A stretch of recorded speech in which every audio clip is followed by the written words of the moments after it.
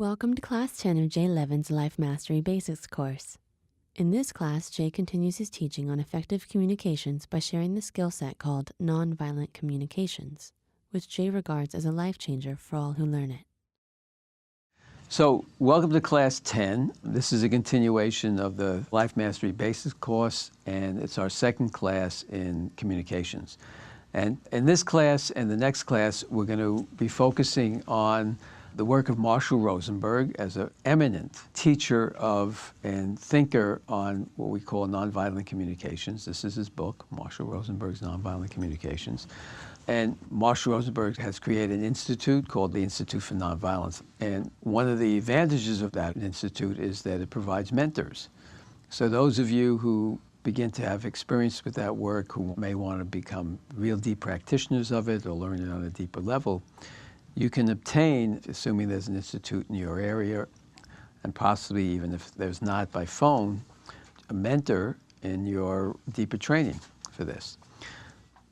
So in this class, although there's material that I'm providing for my own work, we're going to very strongly focus on the book, and that'll be the same as the next class, the basic teachings of Marshall. And I do so because I really think, as I've said before, that they're game changers, and that it would be wonderful if the entire world was educated in this and the school systems adopted that. You might talk to your own school systems. There are programs out there that incorporate training. We'd like to get our children and include in their education emotional and communication educations because it's so valuable in all of life. So in the last class, we looked at the fundamentals of communications. We looked at data, we looked at judgment, we looked at attitude, we looked at empowering language, and we looked at disempowering language. In this week's work, having laid the foundation, we're going to begin the process of looking at the four elements of nonviolent communication as Marshall has defined them. And those are observations, feelings, needs, and requests. And in this class, we're going to focus on the first two, and the next class, which is the final class of the communication section, we're going to talk about needs and requests and how to manifest those and what that means. So let's talk a moment about observations.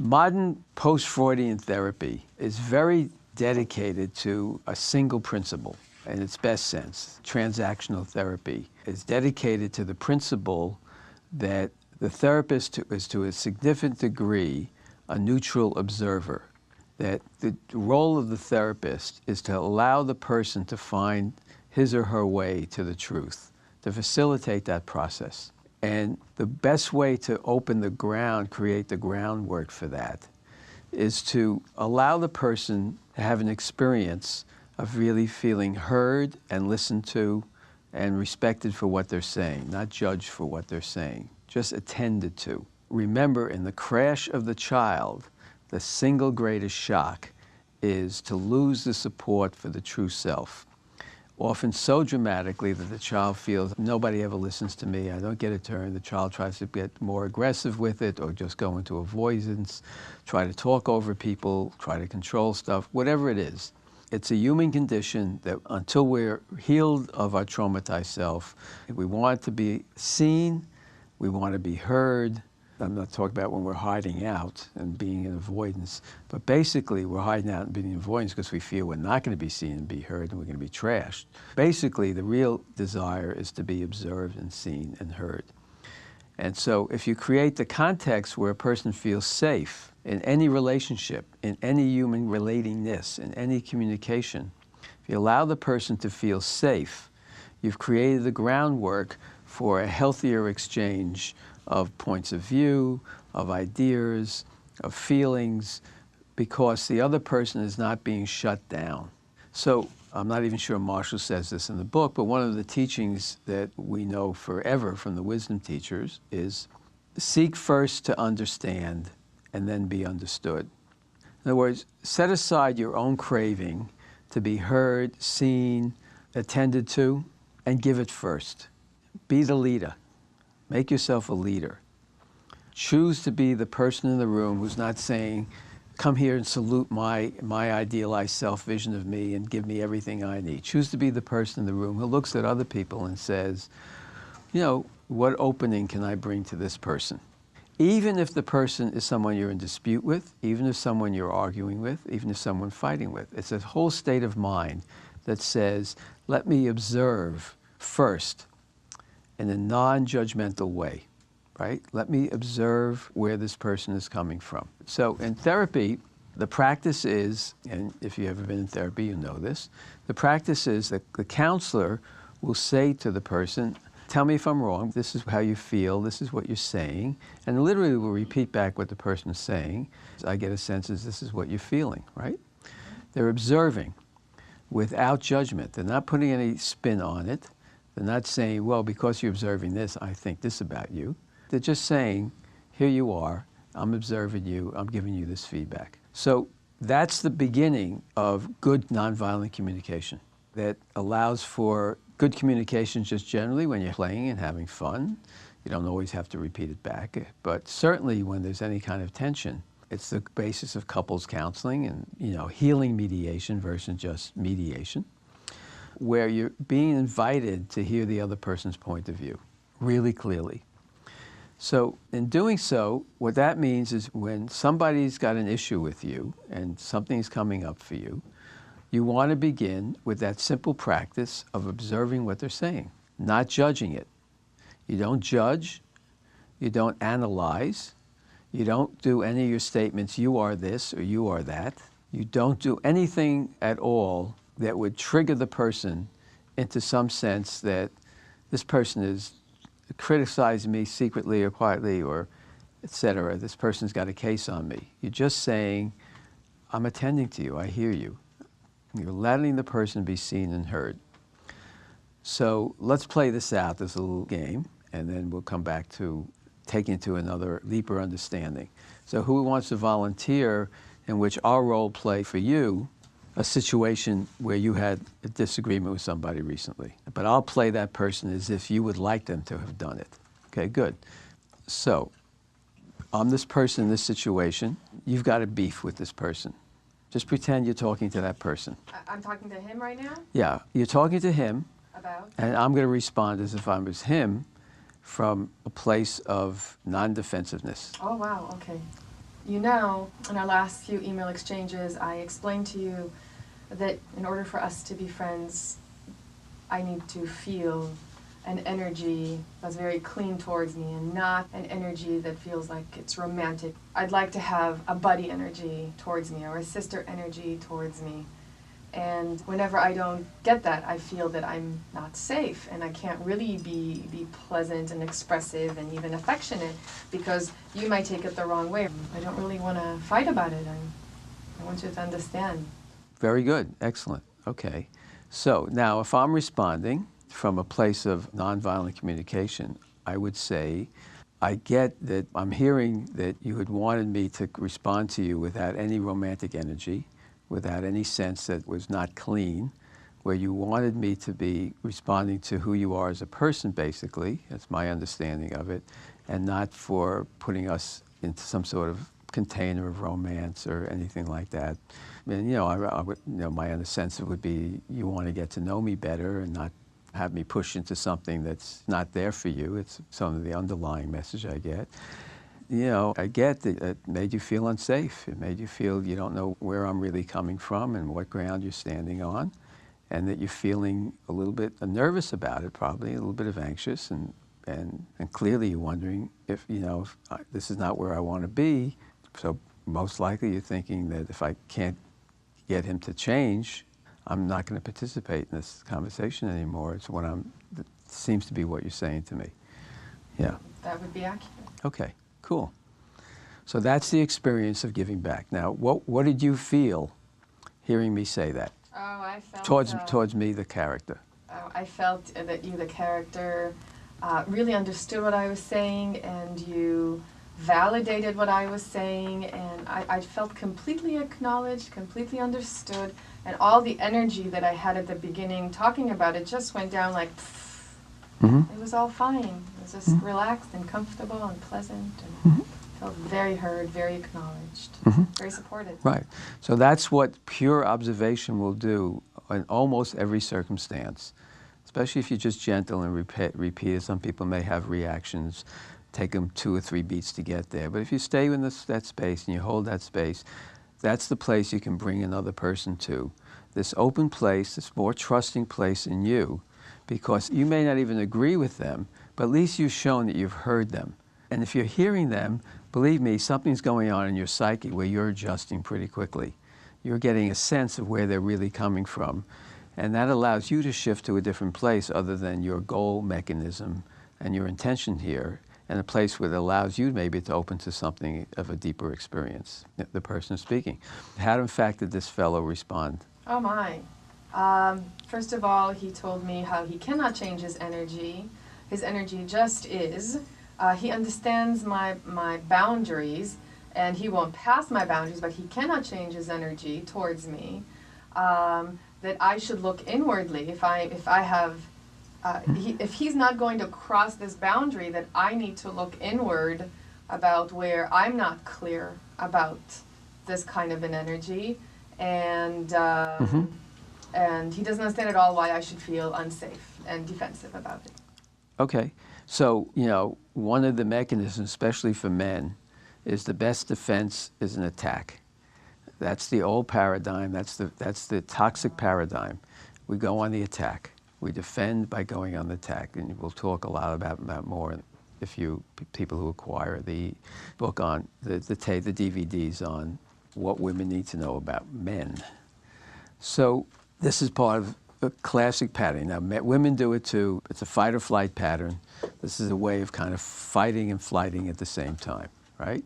So the flight, he's not owning, right, that the level of your sensitivity is counterproductive, and that the idea that he might not get his own way in this situation means he's going to try to force his will on you.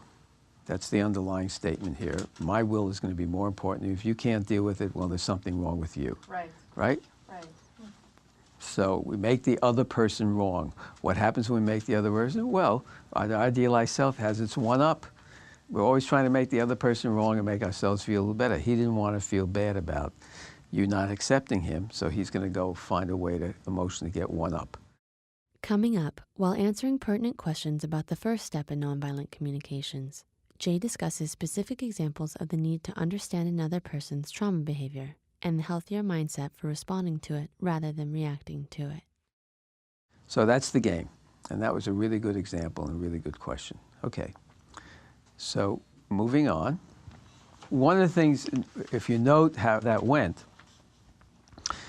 in my response, I simply gave back what I'd heard from her. I didn't put any of my spin on it. I didn't put any spin on it. I avoided moralistic judgment about her. He didn't, obviously. I avoided making comparisons, I didn't say to her, well, you're just like this person or that person or something like that. He may have, right? He made comparisons. It's standard procedure in the matrix, in the wounded self, and the traumatized self, and the stand self to make comparisons. That's where the mind goes. You're trying to evade. You're trying to say, I'm okay, because we all want to be seen as okay, and we all want to get our way. We all want the world to salute that posture we're putting forward, because we're wedded to thinking that that's our path to getting what we want out of life, where our real path is just healing those wounds. I didn't deny responsibility. I didn't say anything about responsibility. I didn't even go there. I just said, here's where you are. The implicitness in my hearing it is that I'm willing to evaluate what I was putting forward because I'm willing to hear you. That's the implicit underlying statement. In this case, the real guy was looking to avoid responsibility and saying, you got to look at your issues. He did take responsibility, saying he did own, this is what I want. So that was good. He said, honestly, he didn't want it. But then he puts it on you to deal with it, okay? Well, I think that he was taking it on very partially, was owning very partially. It was, okay, yes, there is some energy, but I can't change it. It's not possible. Going over your boundaries, and so that should be enough. Mm-hmm. So in a way, he just put it back on you as fast as he could. Yes. Right, rather than say, yeah, I do have this thing for you. And unfortunately, it's difficult for me because I have it. And I hear the it's not going to work this way and we need to ground ourselves in a different relationship. But I need you to know right now this energy is up for me.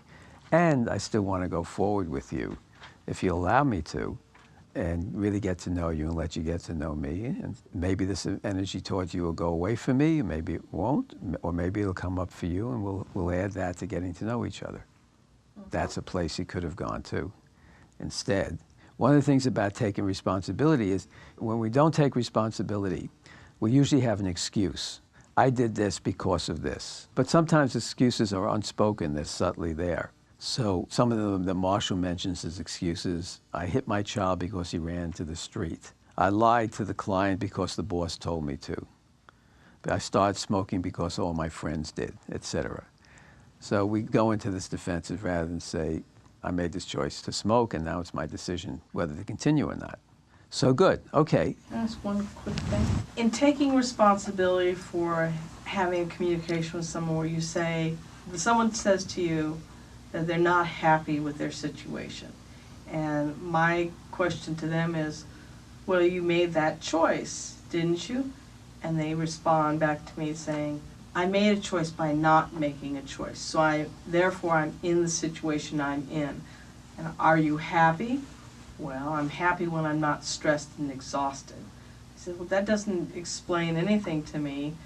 Are you enjoying, are you doing what you want to do in your life? And the person then starts to get very angry and starts almost to want to be, you can see their body language changing and they're frightening.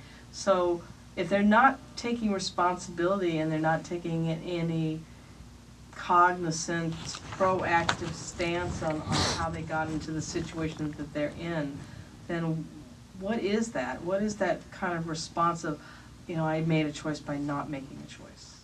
Mm-hmm. Well, there's two things about this that are interesting for me, which is one, the question you have, and two, that you even got into this conversation with this person in this way, right? And the way he responded to you. So people who are not practiced in adult human relationships and adult mastery of themselves often make their choices by doing nothing. They can't figure out what to do, so they stay, whatever pattern they're in, that familiar pattern. This is widely true throughout the world. Whatever is familiar to you is your safety zone, even if you don't like it. The question is getting out of it. You're not going to be proactive about how to move it, and particularly you're not proactive if you don't have the skills or the training to get out of that inner pattern. And then you tend to say, okay, this is it, and I guess I'll just drift along, because you don't know how to make a decision, because you don't have a vision for yourself of where you ought to be. Or your expectation is if you start moving forward, you'll get knocked back. Maybe the way the society's knocked you back before, the way your parents knocked you back. So you've got this inner machine running that you haven't begun to identify. Does depression have anything to do with it? Depression goes along with it because you're in a depressed state because you're not proactive. You always get depressed when you can't be expressing your true self. So that when the person says they're in a hopeless state of feeling depressed, that they used to be quote-unquote clinically depressed and now they're just plain depressed. Mm-hmm. And I went, okay, whatever. So how am I supposed to respond to that? I might suggest you hold that question to the end of this class, Okay. these two classes.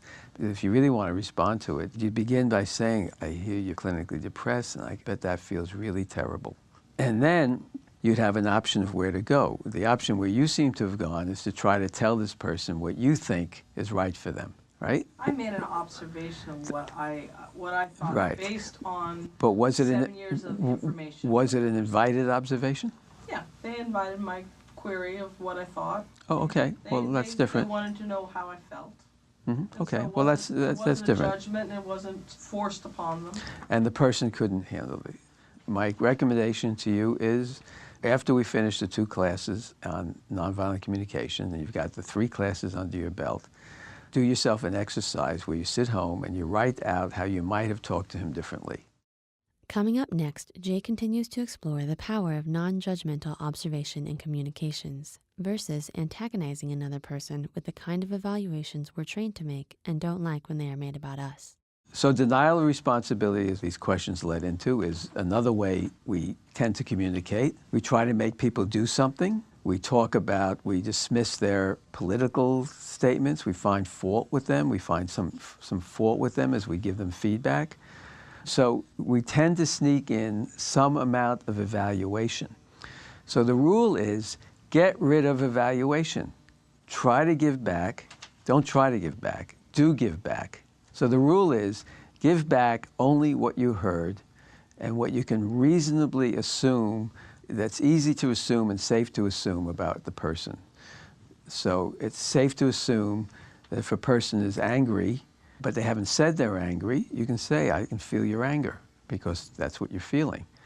You can feel you're angry about that. That's a safe assumption. Even though they haven't said I'm angry, the energy is there palpably, and they're not going to disagree with it. Marshall has a wonderful couple of poems about this, and I'm going to read them because they're so much fun, and I like them so much. I can handle you telling me what I did or didn't do. In other words, observations of my behavior. And I can handle your interpretations, but please don't mix the two, right?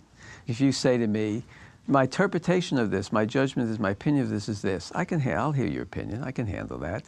But when you put the two together and say, you did this because you're this way and this way, you're evaluating me, right? You're making a judgment on me. And we don't want people to judge us, and they don't want to be judged. And the guy is walking down the street, and you're wondering where he's coming from exactly the same place you are. There's no real mystery about human beings. We come from either our traumatized place of defensiveness, and we're on the defense when we want to be received and heard.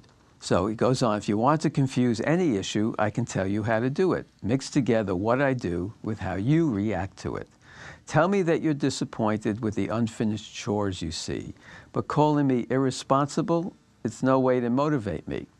And tell me that you're feeling hurt when I say no to your advances, but calling me a frigid man won't increase your future chances. Yes, I can handle your telling me what I did or didn't do, and I can handle your interpretations, but please don't mix the two. And then he's got another lovely one that's really deep. So think about this as I read it, because this one really, really tracks, even if we don't voice it, what we think and how we think. I've never seen a lazy man. I've seen a man who never ran while I watched him. And I've seen a man who sometimes slept between lunch and dinner and who'd stay at home upon a rainy day. But he was not a lazy man. Before you call me crazy, think. Was he a lazy man, or did he just do things we label lazy? I've never seen a stupid kid. I've seen a kid who sometimes did things I didn't understand, or things in ways I hadn't planned. I've seen a kid who hadn't seen the same places where I had been, but he was not a stupid kid. Before you call him stupid, think. Was he a stupid kid, or did he just know different things than you did? I've looked as hard as I can look, but never ever seen a cook. I saw a person who combined ingredients on which we dined, a person who turned on the heat and watched the stove and cooked the meat. I saw those things, but not a cook. Tell me, when you're looking, is it a cook you see, or is it someone doing some things we call cooking? What some of us call lazy, some call tired or easygoing. What some of us call stupid, some just call a different knowing. So I've come to the conclusion it will save us all confusion if we don't mix up what we can see and what is our opinion, because you may, I want to say also, I know that's only my opinion. Okay. So can you get the subtleties of all that, of what's there? Even to the idea we say someone's a cook. We're putting someone in a box, right? Each of us is a mysteriously unknowable human being. Not mysterious, unknowable in our toxic behavior patterns, because we know those, or our needs, but mysteriously unknowable in the complexity of who we are and what we might manifest and our potential, given the talents we didn't create, the aptitudes and the knowingness. We can't define another human being in any boxes and say with any kind of certainty that that's who that human being is. But we're trained to put people in boxes, and we're trained to be put in boxes, and we go along with the game. And part of healing the game And healing yourself is to make every effort, piece by piece, as carefully as you can, to step out of playing the game. And a major way is to catch yourself in those judgments and in communicating evaluations to another person that are uninvited or that, in fact, don't serve communication but block it. So Marshall has a nice little piece in which he notes that the late Indian sage Krishnamurti once remarked that observing without evaluating is the highest form of human intelligence.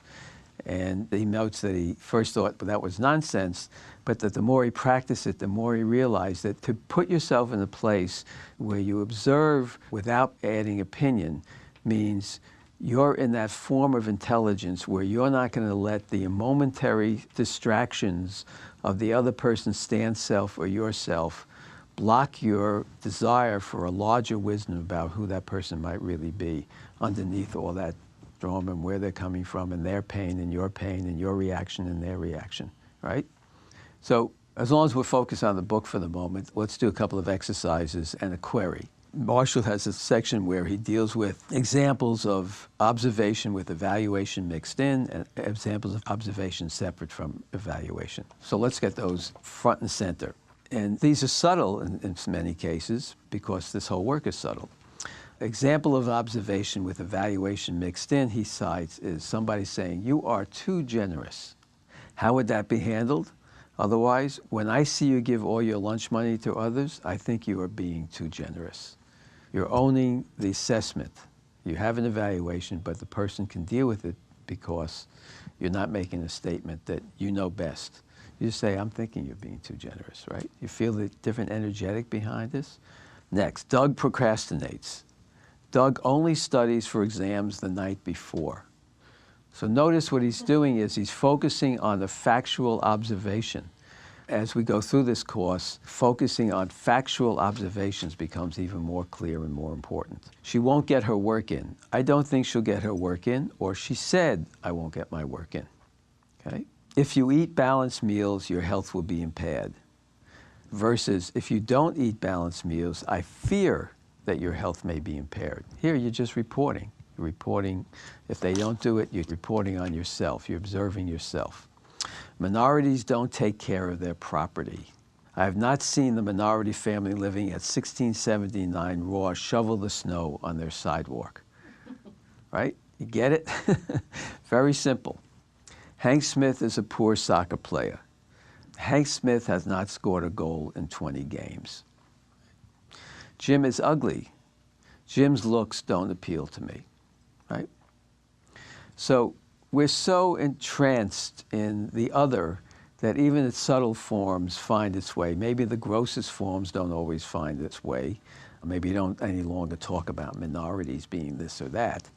But in some form, these prejudices, these judgments get claimed as statements rather than as observations on either your behavior, your mindset, or the other person's actual actions.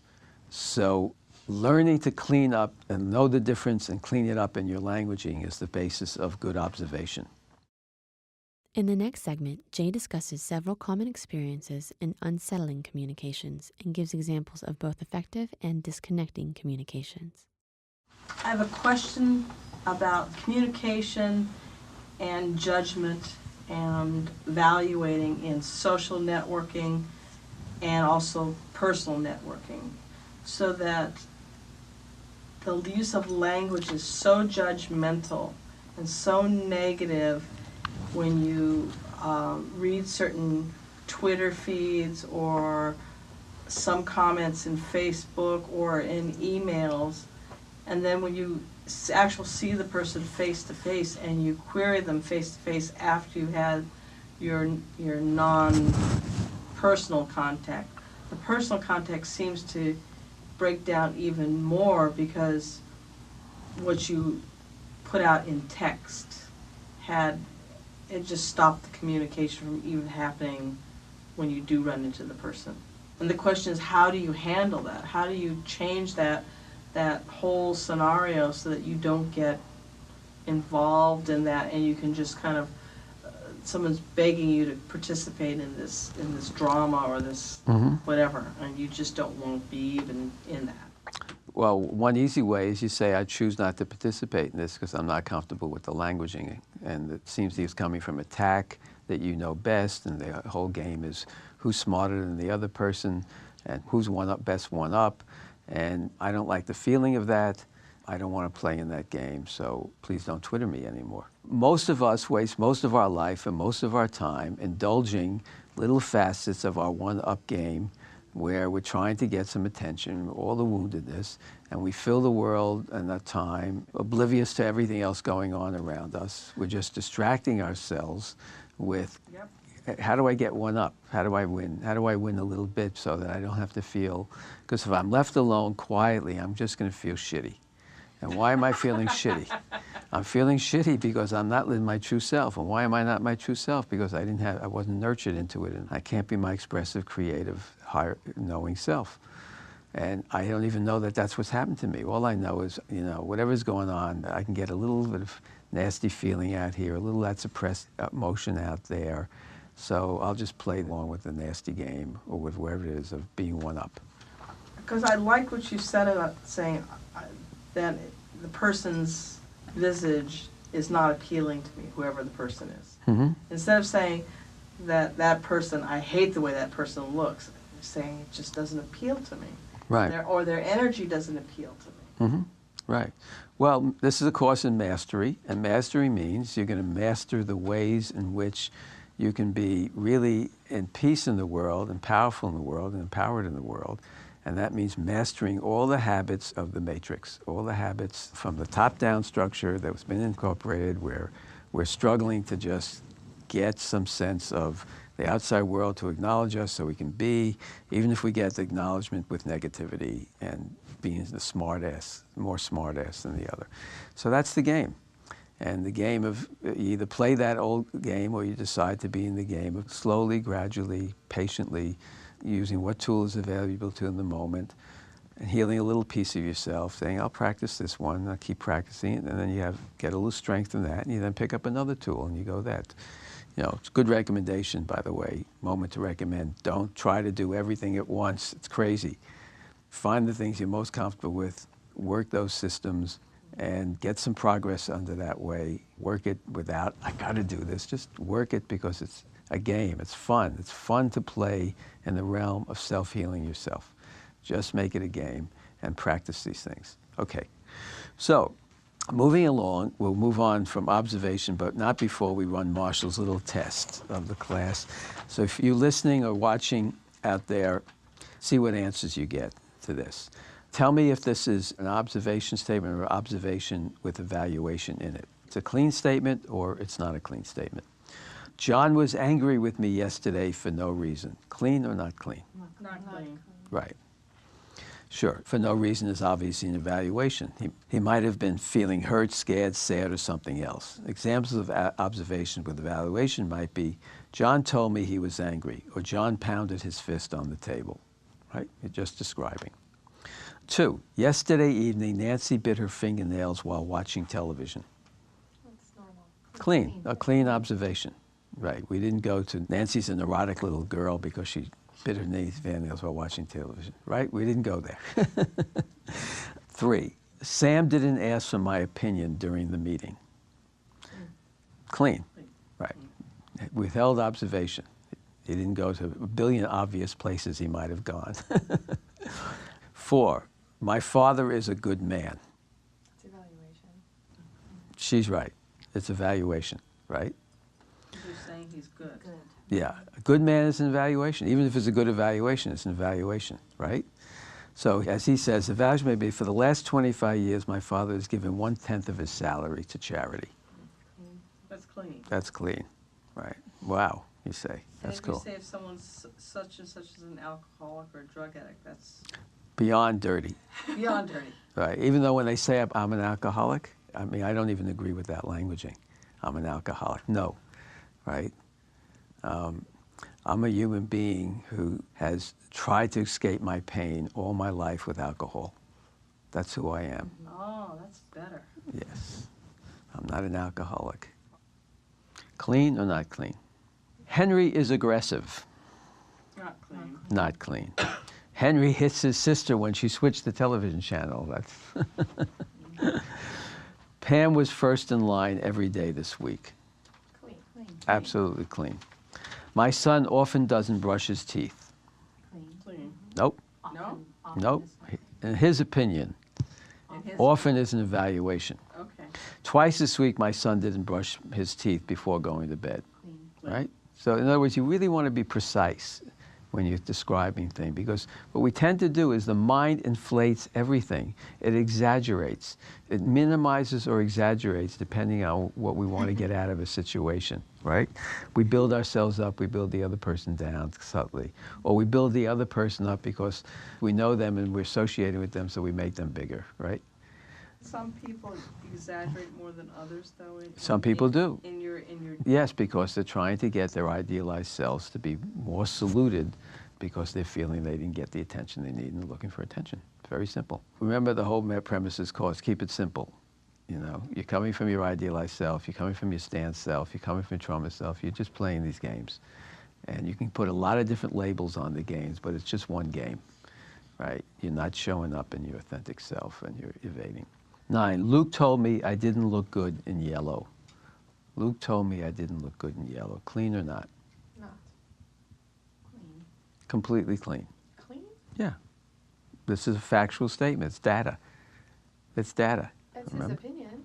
No. Luke told me I didn't look good in yellow. You're just reporting what Luke told you. Whether you look good in yellow or not is not the issue. What's really important here, it's data, right? So what works, again, if you remember last class, observations is data. It's got no judgment in it. It's all data. No judgment sneaks in. Just focus on, is this data? My aunt complains when I talk to her. Not clean. Right, it's not clean. For a number of reasons, but the one he singles out is that I consider complaint to be an evaluation. My aunt called me 3 times this week, and each time talked about people who treated her in the ways she didn't like. Clean. Right? So when I talk to her, vagueness is gone. She's saying exactly what her aunt said, right? In the next segment, Jay teaches the skill and extraordinary importance of speaking feelings during healthy communications and how to overcome the social training by which we dismiss and ignore our feelings. Good. Okay, so that's observation. So we're now going to move on to the second part, right? And the second part is feelings. And I've been building up to this section, mentioning this many times in the course of the course. And this is a big, big issue with all of us. And as we move into it, I want to explain how it happens, what the need is and what the identification is. Okay. In expressing feelings in the nonviolence system, right, you do it as the second thing after the observation. And there's a formula. It's formulaic how you do it. And the best way to remember it is when you're giving your data, when you're giving back the data of your observation, you said this, etc. When you're giving back the person a sense that you heard them, right? You always remember to be sure to end about their feelings. I hear that you're feeling this way, you've told me you're feeling this way, or I sense your frustration, I sense your anger. You identify the feeling, so the person feels heard about the feelings, and you identify it as a feeling. Again, you don't mix in, I observe that you feel you've been taken advantage of. You might say, I hear you, the sense of what you're giving me, that you think you've been taken advantage of, and the feeling that I'm getting from you is that you're very unhappy about that sensibility, right? You want to clearly identify feeling as a feeling. What the person is feeling, not what they might be thinking or assessing, even if you're reporting back what they're thinking or assessing. And that's the segue, that's the trigger. Then the next place you go, and this is important when you're first learning because it helps you practice it till you get it down pat and it's easy. Then you go to your feeling. You always go to your feeling next. And I feel this or that way based on what I've experienced about you. And you're really going to identify a feeling you had. I feel sad, I feel lonely, I feel angry, I feel confused, I feel anxious, whatever the feeling is. you're going to mention, the feeling when you say that, cleanly as you possibly can. And then the next step is to take it to a higher level. And the higher level is, you always remember to add because. I feel this way because. And the higher level could be because I'd really like to have better communications with you. I'd really like to have our business work better. I'd really wanted to feel safe in this situation. I really wanted you to feel safe in this situation. You take it to some higher level that the person can join you at. Here's how I feel because of this. And you look to see why you're feeling that way. And you're always feeling that way because you've been denied some higher level, no matter what. If you're feeling something negative, it's because you felt denied from some higher level. So you want to go to this higher level. So before we go into a little bit of practice about the because and the higher level stuff, let's really work on this issue of feelings, which I've been talking about. And I'm going to talk about it again now because it's so important. So remember, not only didn't you get unconditional love as a child, not only didn't you get unconditional communications, the thing you most didn't get was unconditional allowance for your feelings, no matter what the feelings were, and explication of what the feelings are. You didn't hear your parents walking around talking about the subtle feelings they were having, good, bad, and different. You didn't hear them talk about, oh, I just had this wonderful little sizzle of pleasure, and I felt this very subtle opening in myself of lovingness when that little thing happened, right? You don't get that. You don't get that you're allowed to be taught a lot about human emotions, and the reason is very simple. We are told not to be our full, real selves because it's not going to serve the king. And the king and everybody's bought into that system in some way and it's passed down through history, through the family dynamic. No matter how much democracy we're getting, how much we're healing, we're still paying the price of human hierarchical history, right? Other people being over others, being better people who get to say, you're not good enough, et cetera, et cetera. Power over another human being, power to take another human being's life, et cetera. As a model, by the way, for murderers. So the reality is that we come into adulthood and we come into a social situation where we're alien from knowledge. We don't automatically go to a sense of our feeling. And of all the work here, feelings and needs are the hardest because we don't know our needs either. But feelings is really the first one you've got to crack. You crack feelings and you'll get to needs pretty good. So Marshall makes a nice point of how we mistake it. And he has a list of words he thinks we use a lot, or his researchers have shown we use a lot in place of feeling, right? I feel abandoned, I feel abused, I feel attacked, I feel betrayed, I feel boxed in, I feel bullied, I feel cheated, I feel coerced, I feel co-opted, I feel cornered, I feel diminished, I feel distrusted, interrupted, intimidated, let down, manipulated, misunderstood, neglected, overworked, patronized, pressured, provoked, put down, rejected, taken for granted, threatened, unappreciated, unheard, unseen, unsupported, unwanted, unused. Oh, God, I hate it. I hate it all. That's what you're really thinking. I hate it all. So, you know, own it. How often have you used words like this, saying this is what I feel? All the time. It's a given. So these are interpretive words. We're interpreting the situation and the behavior of the other person versus a feeling word, okay? So he's got a huge list of feeling words. He's got 2 pages of feeling words. Each text may not have it on the same page, but 2 pages of feeling words. And this is only the beginning of feeling words. You can develop more. I'll just touch on some of them. But he breaks them into 2 categories. How we are likely to feel when our needs are being met, and how we're likely to feel when our needs are not being met. So some of the when our needs are being met, meaning more positive. I feel adventurous, I feel alert, I feel alive, I feel amazed, I feel breathless, I feel confident, I feel glorious, inspired, intrigued, thrilled, refreshed, peaceful, perky, eager, ebullient, effervescent, etc., right? Almost seems awkward to say some of those words because I feel effervescent. How often have you said that in your life? I've said it, and I've called, and I've... Thank God you exist. Friends, I said, oh, you're feeling perky today, so-and-so. Fabulous. Good for you. Good for you. I'm going to follow you around for a week so I can practice. You can be my teacher on good, subtle languaging.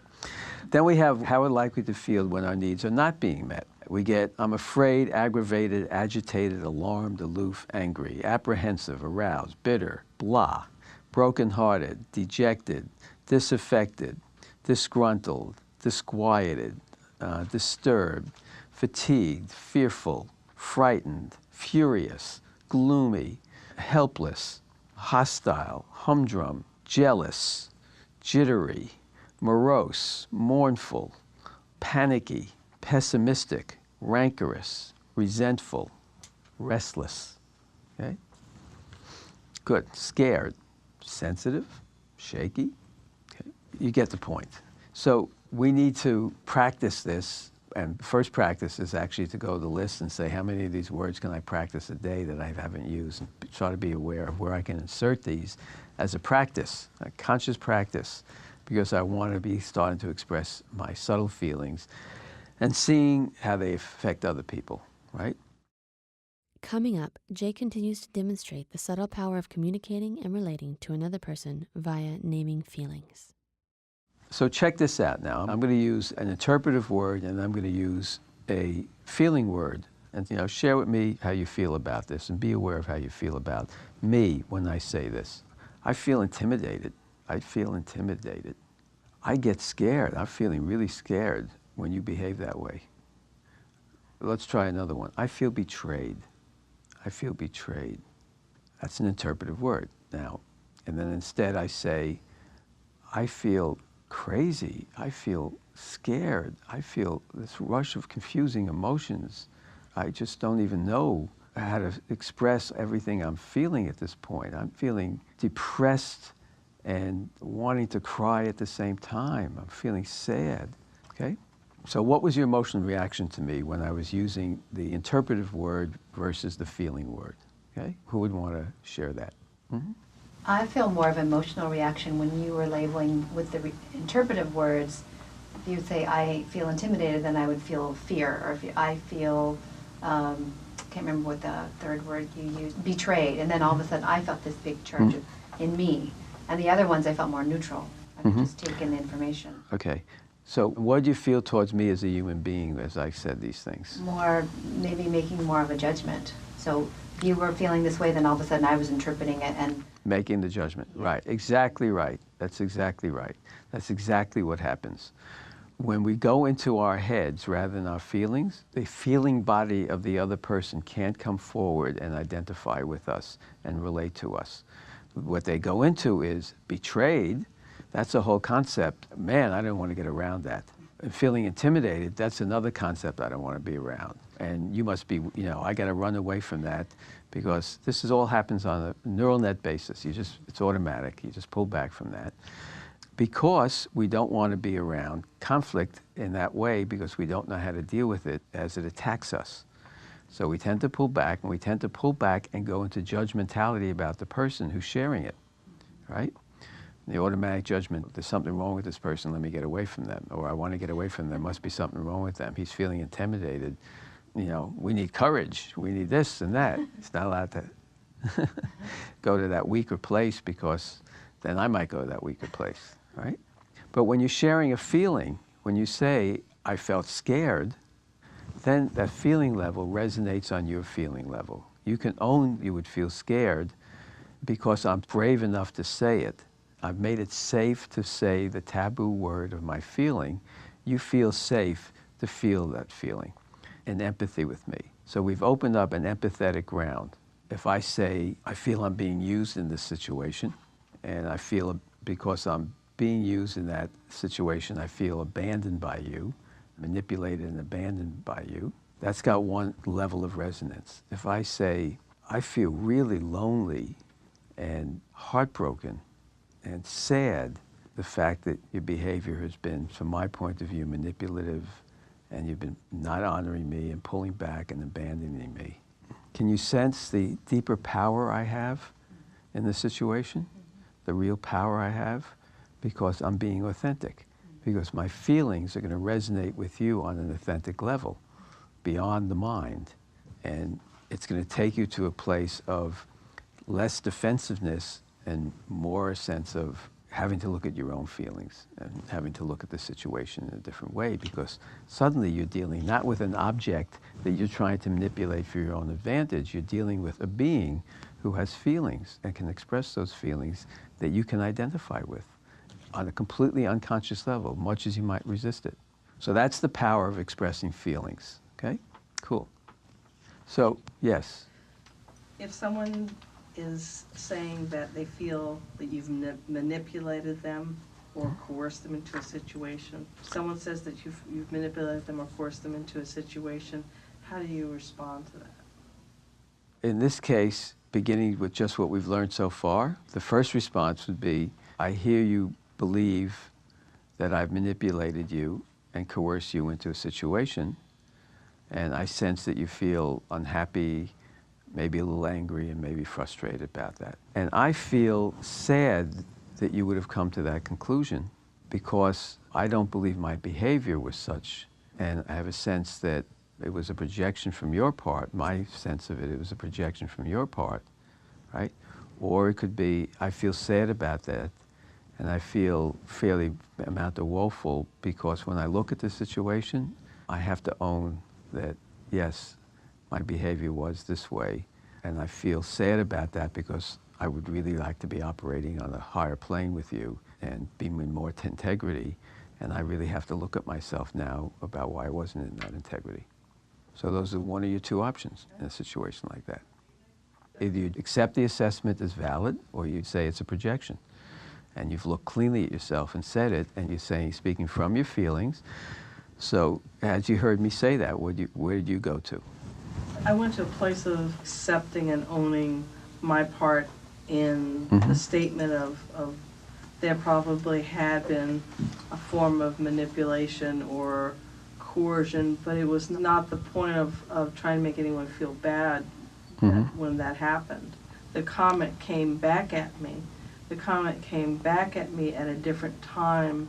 Okay, let me make a point here. In going into the story here, you're missing the question. Right. The question is, when you heard me express myself from that point, the way I expressed myself, what did you, as the observer, experience in terms of your relationship to me? Did you feel more closed down to me, more open to me? No, I felt more open and more hearing that I needed to own what I had. Well, right, because I'm playing you. So did you feel more trust from me or less trust? When you were stating what I was saying, I felt less trust. I felt less trust in myself. Well, my point is, when you heard me say this, would you have trusted me as this person saying this? Would my saying it the way I did lead you to trust me if you were not you, if I wasn't playing you, if you're just a neutral observer and you hear me saying something in this way? I would trust you. Yes. You would trust me more. Yeah. Okay. So that's the beauty of this experience. The other person's going to trust you more, and you're going to trust yourself more because you start coming from integrity and you're learning how to communicate to the other person on the level they can hear you. You didn't judge them. You didn't go on a counterattack. I didn't go on a counterattack. I didn't say anything defensive. I just said, I hear you have this opinion of me. I hear it. I sense your feelings. I went to where my feeling was, and then I went to the process of either owning it as data and reliable or not. And either way, by being clear about my expression of observation of you and the fact that I understood your feeling and I expressed mine, I'd already laid a groundwork to trust for you, so that whichever way I went, I take this as projection or I accept responsibility, whichever way I went, I've already laid a groundwork for you to trust me more in my expression in the moment of it's your projection or my ownership of it.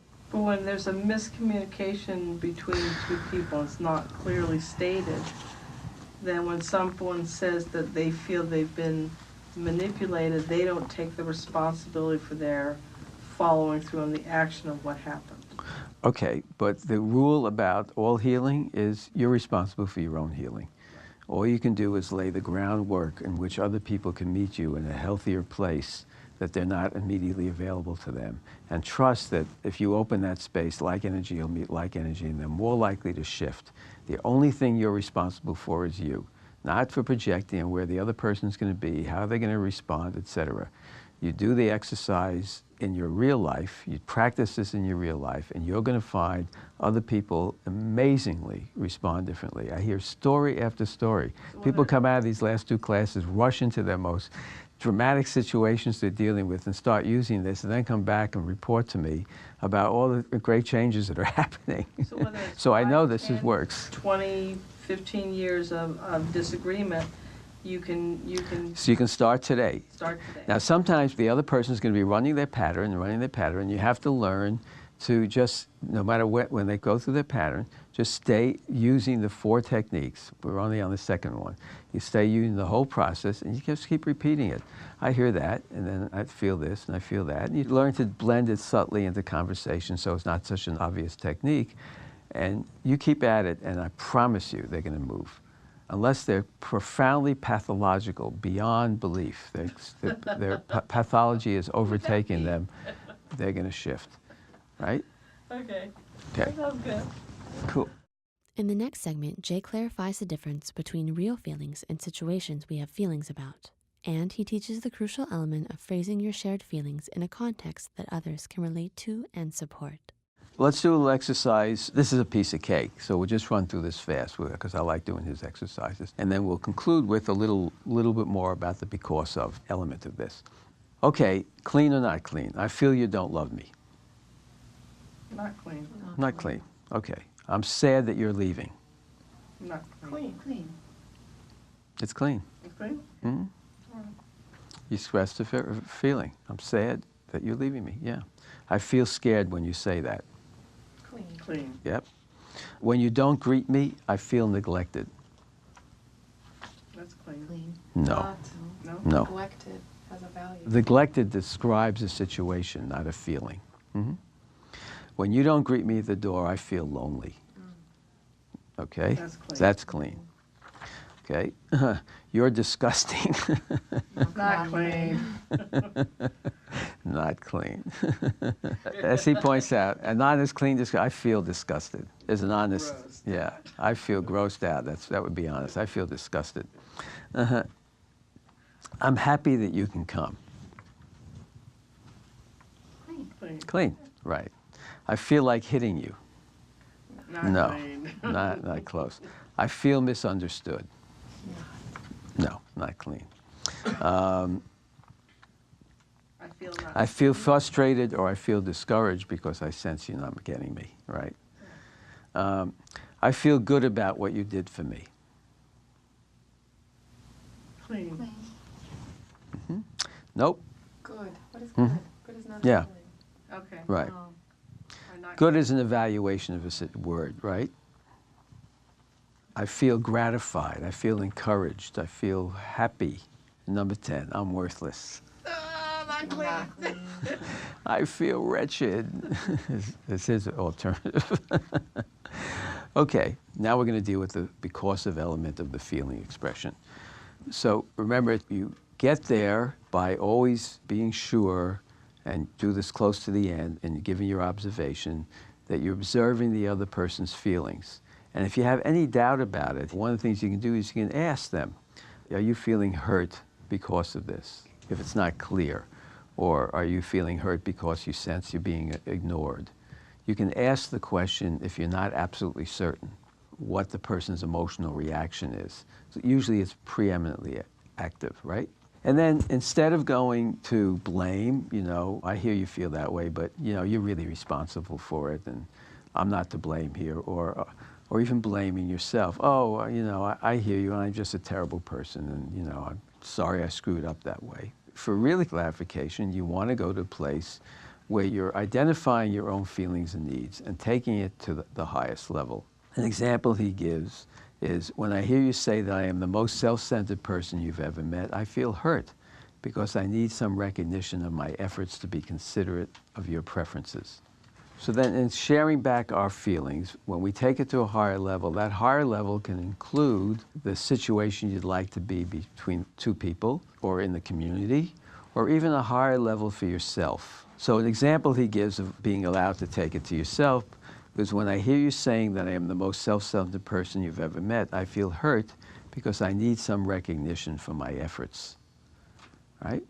So you're expressing a higher need that you have. You want some recognition. You're expressing it more clearly. And then there's examples where you are dealing with wanting the higher good, but you're speaking your truth anyway. So an example he gives, I feel really infuriated when spelling mistakes appear in our public brochures because I want our company to project a professional image.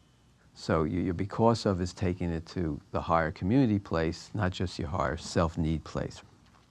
Mommy feels disappointed when you don't finish your food because I want you to grow up strong and healthy is another, taking you to a higher place that serves where your desires are and your feelings are in service of a higher good. So as long as it raises the vibration. That's a good way to put it, as long as it raises the vibration. He encourages, and I encourage, the idea, you don't say, Mommy is disappointed when you don't finish your food, because that's a blame statement. You do this, so I don't do this, right? You don't want to do that with the fellow you're talking to who's made the statement. You want to say, as in this case, Mommy feels disappointed when you don't finish your food because I want you to grow up strong and healthy. You take it to the higher place at all times. You're trying to be reassuring, respectful, create a common ground where people can meet each other at some higher place of understanding. So you're basically eliminating blame and judgment. You're eliminating blame and judgment, and you're looking for responsibility versus blame and judgment. You're willing to take responsibility. You're inviting the other person to take responsibility without blame and judgment, right? And you can make any situation turn around by just coming from that place, even if originally you had the day before the same conversation about the child, wanting the child to grow big and strong and wanting them to finish their cereal. Yeah, if you stay in that mode, you've got to get through layers of other people's reactiveness. So you have to be patient and persistent. You may not get the perfect response the first time, although you may. You often may. This technique is very powerful. But we're all, just think about how layered is your own reactiveness, how often you react to the same thing over and over again and have a certain pattern in any given situations, like the ones we discussed in the questions you asked earlier. So we're all the princess and the pea? We're all the princess and the pea. It's a good way to put it.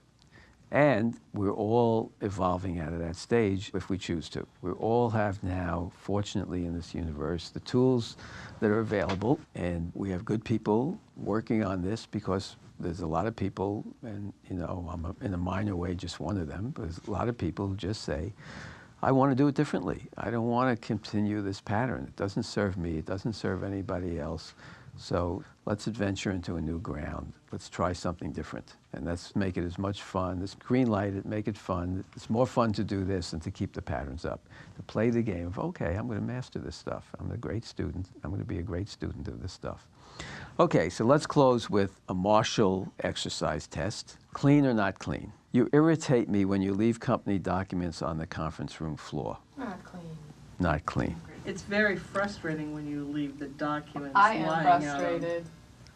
And it's also I'm very blame. frustrated. There you go. I'm going to argue that each of you is missing the point. Okay, go ahead. It's Okay, not do the that. irritation. It's Not the irritation? It's the lack of the because of taking it to a higher level. Okay. Read the Okay? sentence again. You irritate me when you leave company documents on the conference room floor. Now, there's an attack in the words, you irritate me. That's There's a lack definitely of true. responsibility. Versus, I'm irritated. I get irritated. So there is an attack in those words. So that part is accurate. And there's also the focus of where's the because.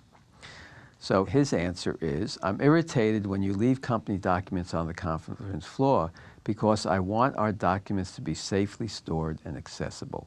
There's the higher ground you're taking it to, the higher community ground, the benefit to all that you're taking it to. So it's really important when you're learning this process to remember the steps, right? Observation of feeling, expression of my feeling, because, then my because of, right? The observation, the needs. No, the needs, we haven't got with needs yet. That's next class. Requests. Good.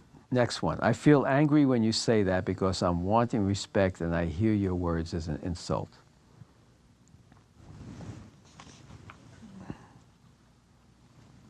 A little tricky. Sounds clean. It's clean. It's clean, right? It may be challenging to the other person, but it's really clean. And there's nothing wrong with challenging the other person when you're clean, when you're doing it in a clean way. I feel angry, that's an honest statement. And I want respect. Because I want respect, that's taking it to a higher level. I want to be treated in a respectful manner. And I hear your words, not that I'm blaming you for being an asshole for saying that, but I take your words as an insult, leaving room for the person to say, I apologize, I really meant it this way. And they may have meant it this other way.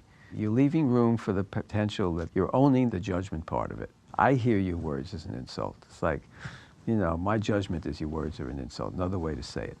Coming up, Jay answers the most challenging situations presented by students, and he closes with, So here's my question, Jay. How would you handle, because in my personal experience as a family member, that whenever I have a one-on-one conversation with someone, in this case my dad, this person will come and interrupt the conversation and take over the conversation so that I cannot have a one-on-one conversation with him without being interrupted. She'll come over and take over the conversation.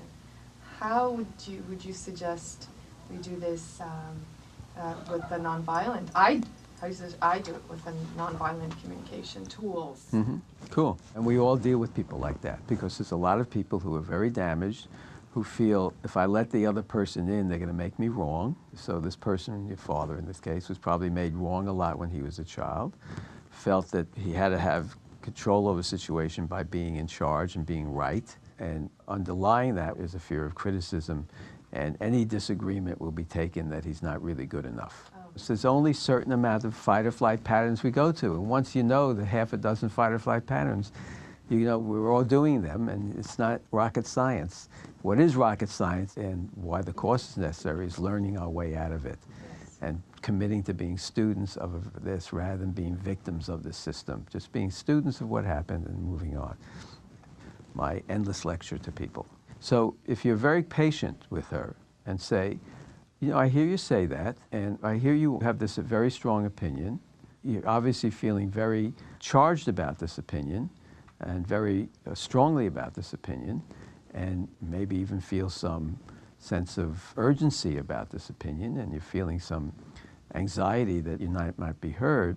And I have to tell you that my own sense of it is that the manner in which you're presenting the opinion, where you spoke over Dad, right, makes me feel really scared, really lonely, really feel sad and a little bit of grief, because I'd like to have us be in a place where we can always respect each other's opinions and hear each other's opinions clearly.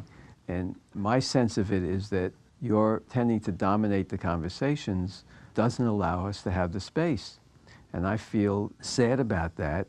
And my conclusion is that you don't have the respect for me that you want me to give you, or even the respect for Dad that you would like us to give you, because you put yourself in place of them.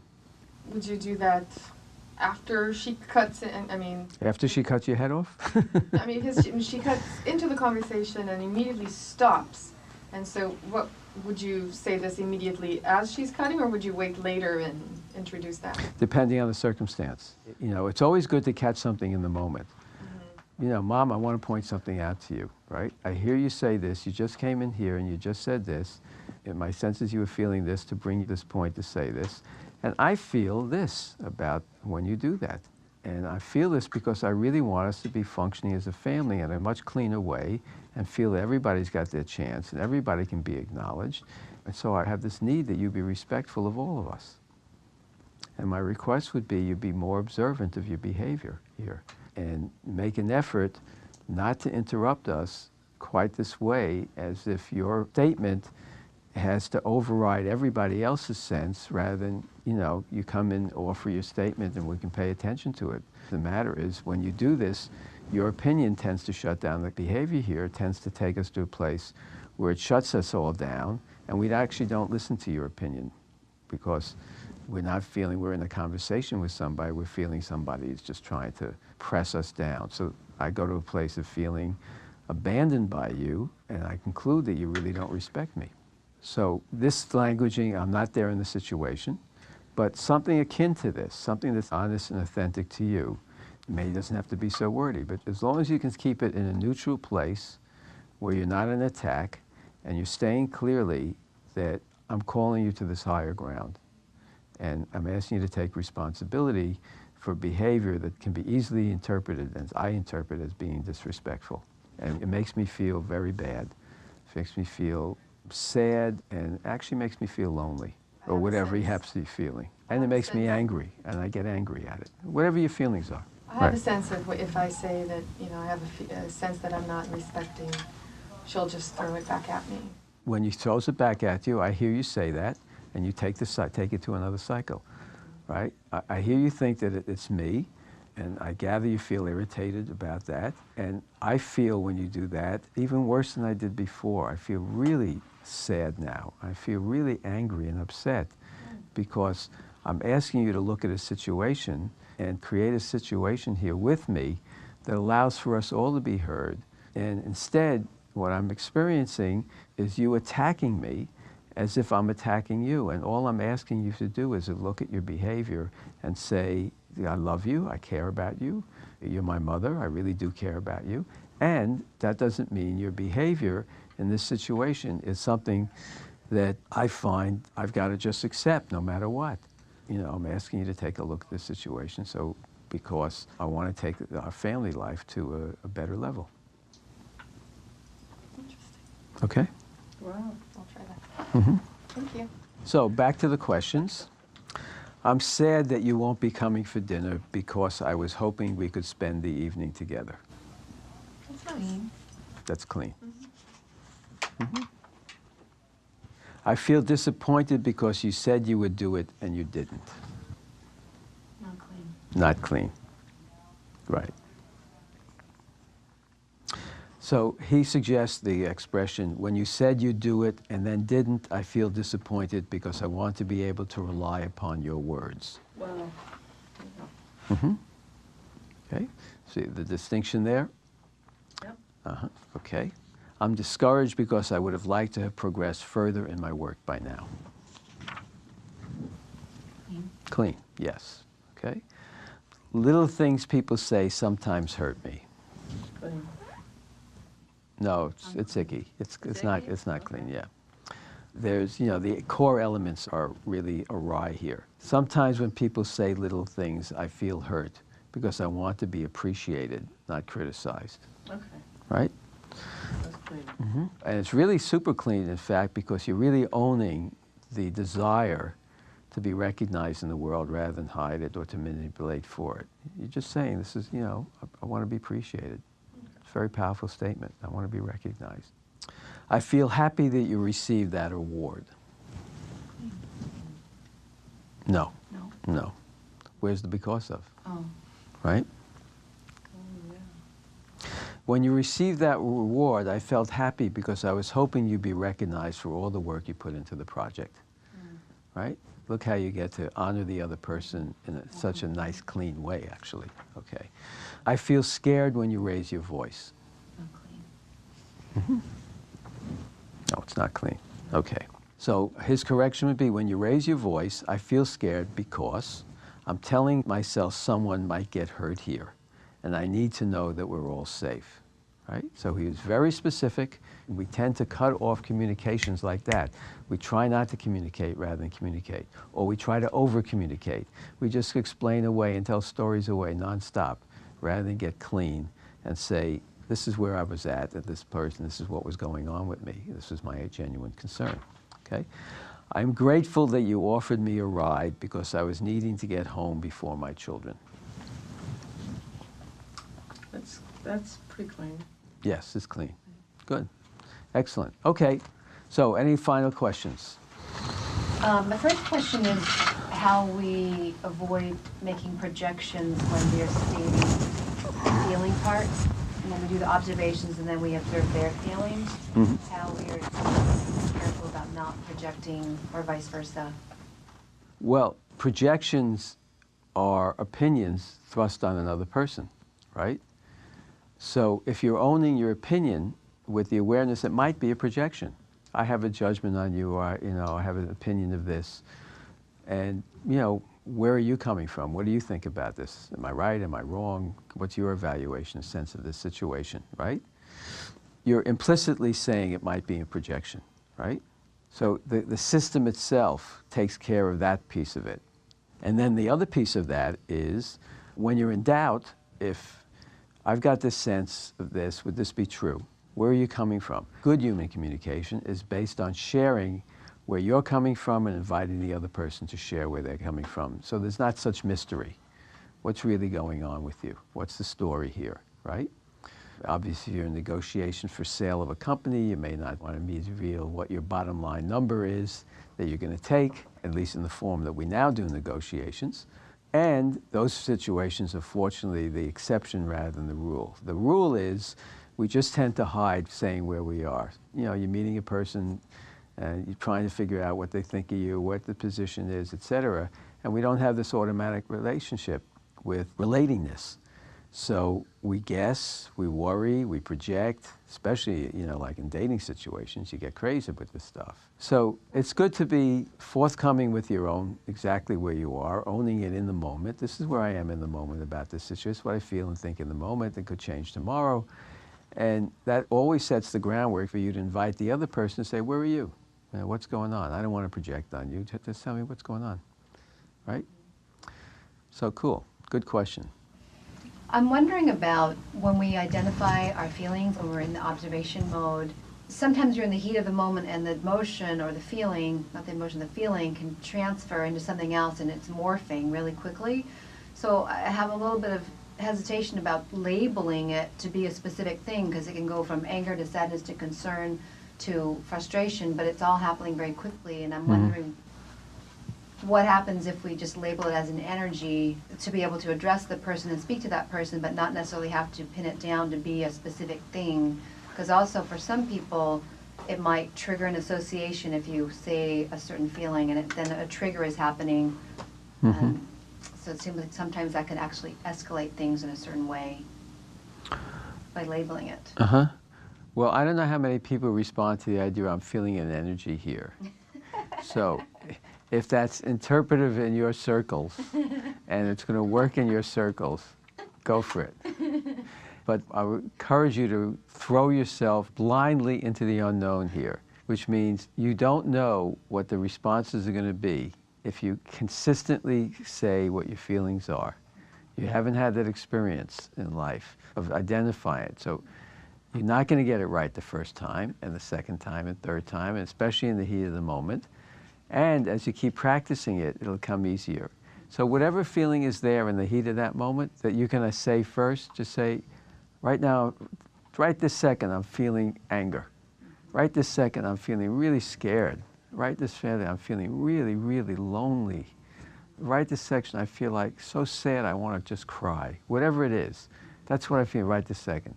You can say it may shift in a moment, but that's what I'm feeling right now. Allow yourself to give yourself the experience, to bless yourself with the experience of working with this for a while and seeing the results, seeing what happens. Don't project the outcomes. Even if in the moment, initially, it's a little awkward and difficult. That help? Any other questions? No? Cool. So that's the end of class 10, our second class in communications. If you are interested in an appointment with Jay, you can email him at jlevincoaching@gmail.com or contact him directly at jlevin.com. The following are testimonials from students who completed Jay Levin's course on Life Mastery Basics. Hi, my name is Mike, and I'm a cameraman, and I am sitting here in front of you because on my first day coming in to film Jay, I was very surprised to be a part of what was happening. I was not expecting the shoot that I had walked in on. And after filming Jay for a day, I realized that what he was talking about had been something that I had maybe been searching for a long time. And was very surprised and felt very excited that what I had walked in on and became a part of was something that I would offer up to my family and friends and even my peers. I'm 28 years old. And the first thought that came to my mind was how my buddies could use the skill set to improve and better their own lives. So as I was thinking, standing behind the camera, I spoke up to Jay and felt, I was so excited about what he was talking about that he decided to put me in front to give a small testimonial, because I really felt it was necessary to let the audience know how important and groundbreaking these life skills are. Just sit back for a moment and think about your own life and your relationships. And I think what Jay is touching upon is very much the essence of community and family and friendship, and I would highly recommend it to anyone. One of the things about this course is that it's called Basics of Life Mastery. And I think one of the things that course provides is giving practical tools that can be applied in real life situations so that we can move out of sort of the stance self, move out of the traumatized self, and really make deliberate progress and concrete progress. So I think the tools are one of the most important things, that we're actually learning skills, sets to work with another human being, to actually live and come from a very creative way and fun way of living in life. It's not like a chore. It really makes it more of this engaged way of being in the world. I think the course is extremely valuable no matter whether someone feels extremely skilled in this kind of work. I think it's still, there's always something to be learned, because the moment we think that we've mastered it, we stop learning, we stop growing, and there's always, I think, room to grow. I would say nonviolent communication and also the class on finances and relationships, those are probably the most valuable for me. And learning how to just be with a human being more on a really authentic, open, sharing level where it's very, very connected. No hiding, no gaming, really one person coming to another from the soul level.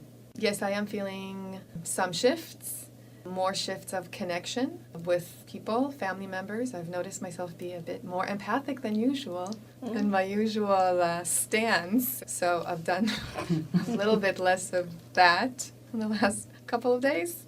I'm a bit more empathic, more communicating. And also I'm noticing a lot more natural bubbling of joy that's coming forward. Well, I found the course meaningful personally, first of all, in the explanation of how we as humans develop our trauma self and how we act from this trauma self. I found that I have a deeper understanding of how I'm acting and reacting, so I find that tremendously valuable. Another thing that's been clearer is how I am in relationships in terms of codependency, i.e., am I telling the truth and am I backing myself up and holding my own when I'm in relations with people? So that's coming up for heightened awareness. Another thing that's coming up from the course is the understanding that the frustration I was feeling in the past few months is me having a very profound need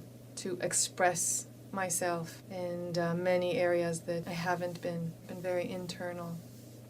The things that I've learned in this course that are already affecting my life are as follows. The value of the relationship, the value of the non-violent communication, honoring myself more and realizing that I don't have to commit a codependent dance with people, that just reaffirming things that I already knew and anchoring in, hopefully, at least the foundation for nonviolent communication, so I don't get into, aggressive arguments with people anymore. I'd like to do a couple of the courses again, a couple of the sessions again, like relationships and the nonviolent again, and also the self-nurturing. I like to do that. I would say whether you've done a lot of work on yourself or whether you've done almost no work on yourself, this is a good point to stop and take a look at how you relate to yourself, how you relate to others, how you walk through your day-to-day life, whether you go with blinders on or whether you have a full 360-degree view. I would say that this is a key mastery to starting that journey and continuing forward so you can be your full potential.